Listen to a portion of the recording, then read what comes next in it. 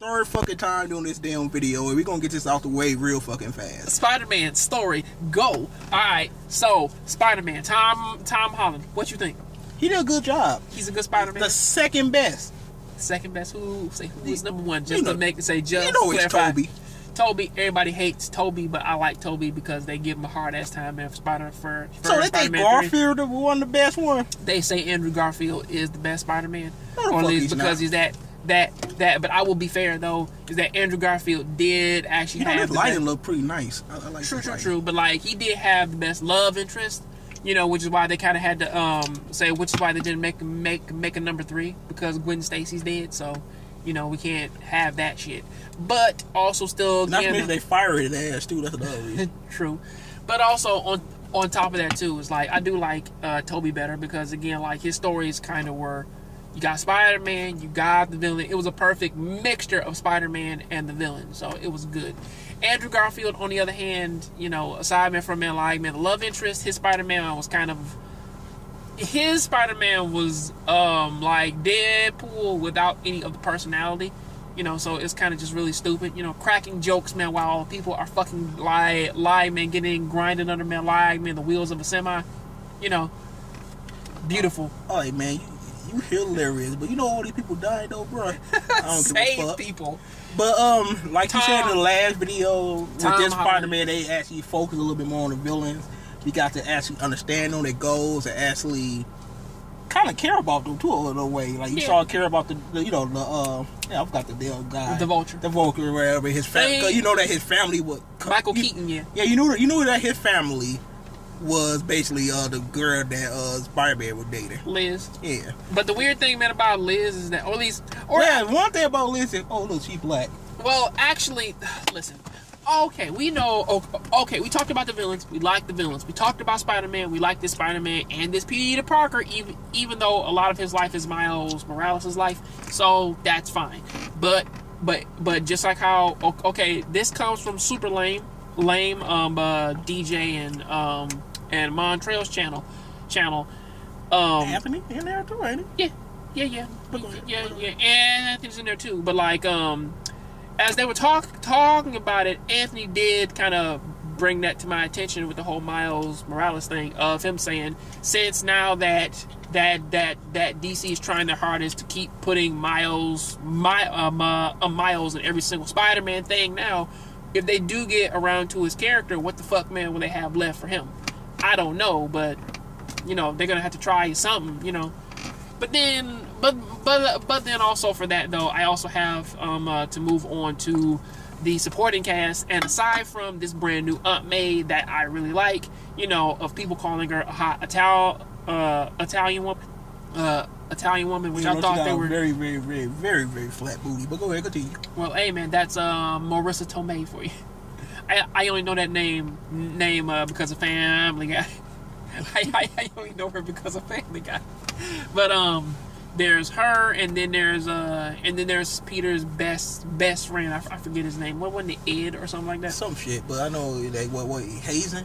Yeah. Something like that, Asian or a Haitian or something like that. They really just. But like him as a friend, I like different races and stuff. Even Flash, you see what they did with Flash? But like him as a friend, like he's cool. Aunt May now being man like a younger woman who isn't man like fucking 80 years old and shit. I like it. Or like in the other one, man, where like man she's like a fucking. He bet you Amazing Spider-Man does booby. She looks like his mother, you know. But this one is the Amazing Spider-Man version of Peter. I like it. Now, going on to the bad parts is I don't know anything. See, Marvel kind of has this problem where basically that they're trying to insert the diversity everywhere into their stories. And I'm trying to ask the question of why was Liz black? Because again, there's nothing really... Like, there's nothing interesting, man, like, with a character, man. Like, her whole job, man, was to show up, look pretty, and get ditched the entire fucking movie, all right? The new Flash Thompson, I think he's Indian, as you said, and he's a bully. You know, I mean, all other iterations of Flash Thompson was actually a little bit better, you know, because, like, he wasn't just a bully. bully. He was a guy who played basketball. He tried to save people. Right. His whole thing, man, wasn't just I bully Peter, and that's it. You know, I mean, man, for Christ's sakes, man, like, he grows up to become Venom. So, the fuck are you doing? You know, like, what kind of shit is this?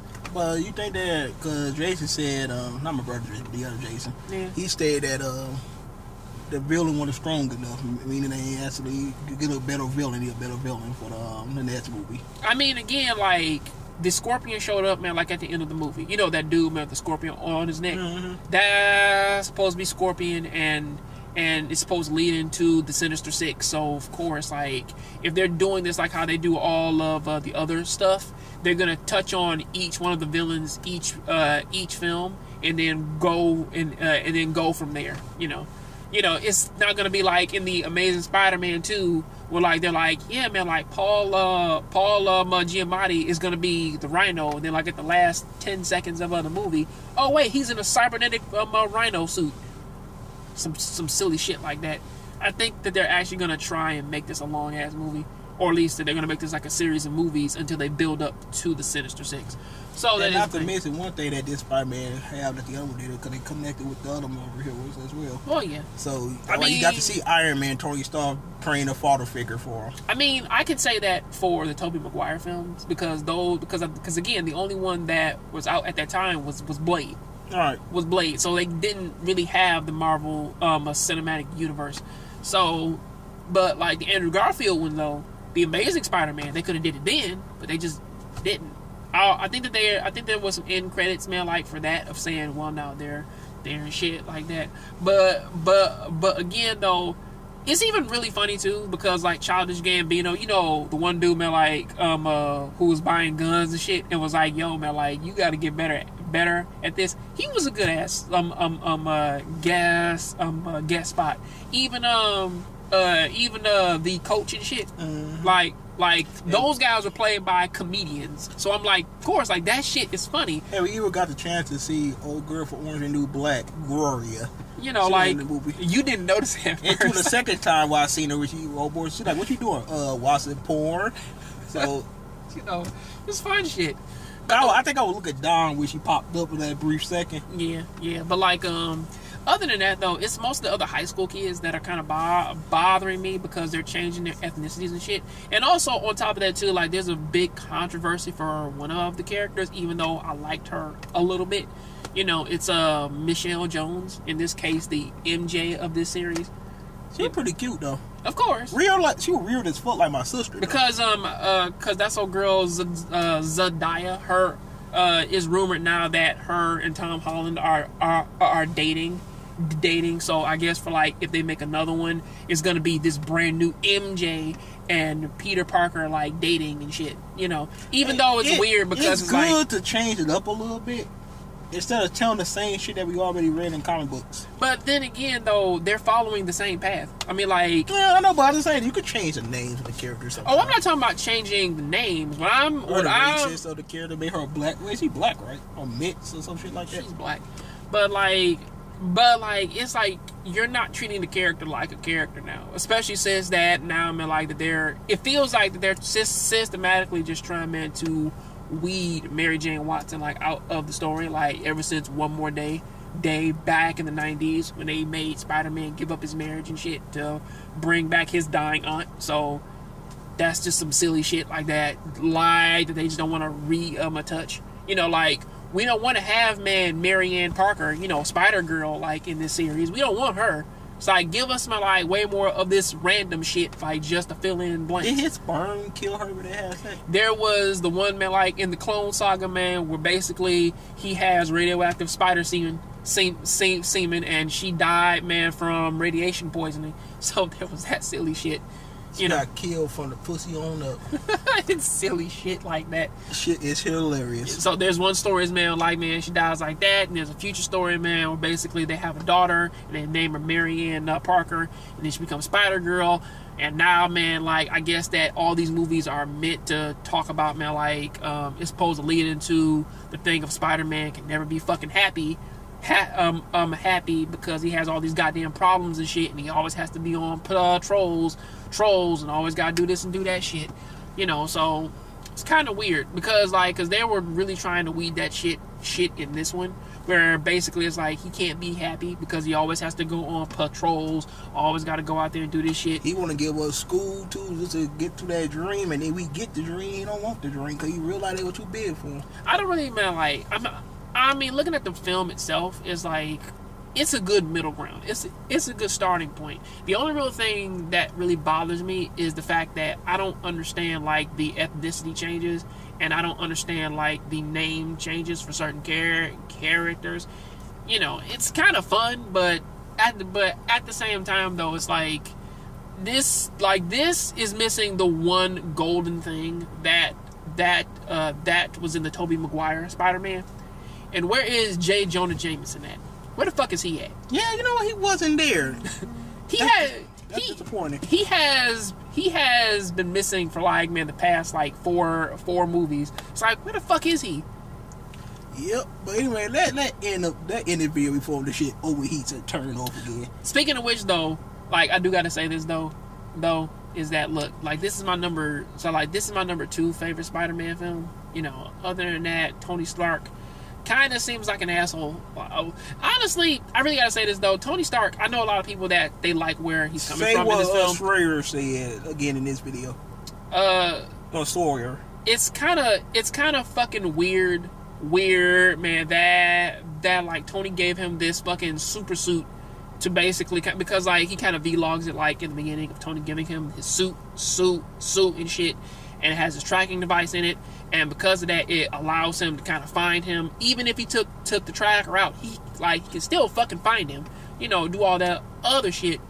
But it's kind of weird how that Tony takes his suit away and shit, and then just leaves him in like of basically saying like that if those people die, it's on you, but if you die, it's on me. It's weird for him to take his suit away, and then, you know, Spider-Man has to use like his own strength, man, to kind of like fight the Vulture off and shit. And he's like, yeah, man, like that's a character building moment. And it's like, before all this, the Vulture dropped the man like a building on, he dropped man like a ceiling on him and shit, you know. And he could have died there. Like, you wouldn't have known. Nobody would have fucking known. Like, he would have just been crushed there. You know what I mean? And until like he was like, wait a second, I'm stronger than what I actually am. You know, because like the whole saying of him is, if you're nothing without the suit, then you shouldn't have it. But Tony, you use the suit for everything. You use it for everything. I mean, like, you have the mentality of saying, well, yeah, man, like, I'm the Spider-Man shit. Like, I'm Iron Man. Saying, so, like, I'm Iron Man. And, of course, Spider-Man, he has super strength, but you've already proven that this shit is above him. Give him some fucking help, man. Like, give him the goddamn suit. But and, like, keep it on him, though. He realized that he was worthy of the suit. So that was pretty good to actually have that. Another funny line though that did come from him before we end this, when Spider-Man was like, "I'll be Captain America," and he's like, "If Captain wanted man to break you into two, he would have did it. He want to flag you, he would have did it." Yeah. But anyway, tell you guys, make sure to rate, comment, subscribe. I can end the video for it turn off at 13. I'll be mad as hell. You do remember, man, when Spider-Man tried to hold Captain America back in the Civil War movie, and he pulled his ass and flipped his ass. That shit was epic. I can't wait for the Black Prime. It's like, man, Captain America is stronger than you. Stop fucking with him. He's more experienced too. But anyway, check out Jongravesshow in the description below, and have a good one. We're gonna be talking about geese in a minute. Peace out.